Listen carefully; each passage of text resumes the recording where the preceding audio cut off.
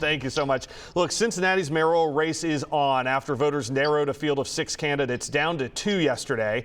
Hamilton County Clerk of Courts Aftab Piraval, Councilman David Mann, both now vying to be the next mayor.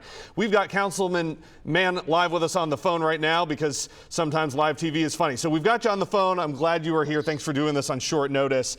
I want to start really with, now you know who exactly you're up against in this. It's down to 2 of you. How do you differentiate yourself in the next few months from the Clerk of Courts? Well, thanks, Evan, for giving us the time, and it's very exciting to get to round 2, and I can't wait to get started, and I'm sure my opponent feels the same way.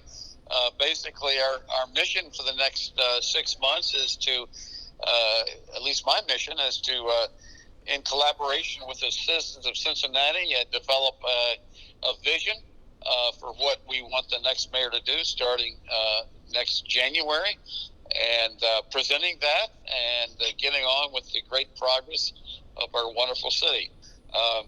The differentiation between me and Mr. Piraval is, as people know, I have had a lot of experience at City Hall. I think my service has been well regarded, and I will continue to do what's best for the citizens and work on development, work on jobs, work on redeveloping trust in City Hall, getting past the pandemic, and moving forward. You know, we have heard so much about all of your past service that you're no stranger to this job in particular. Some of your critics have actually pointed that out as a weakness. How do you address this push and this call for fresh ideas and new blood in City Hall when you've been there a couple of times before? Well, so I've had too much experience. I mean, I'm not sure I understand the complaint. I've been a part at every turn of moving this city forward, whether it was in my earlier days or more recently. I've been an advocate in recent years, the principal advocate on city council for affordable housing. I've worked harder than anyone, I think, to bring about some needed reforms to address the improper behavior of my colleagues, about which I'm very angry, and we need to move forward. In recent years, I've been chair of the Budget and Finance Committee.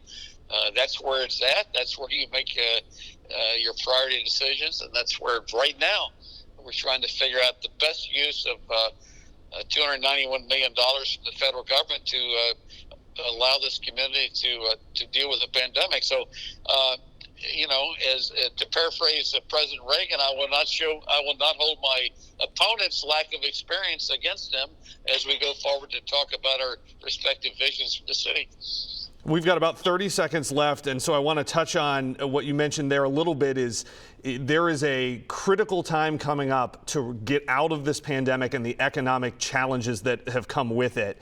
What is the plan to try and do that? How does the city rebound from it?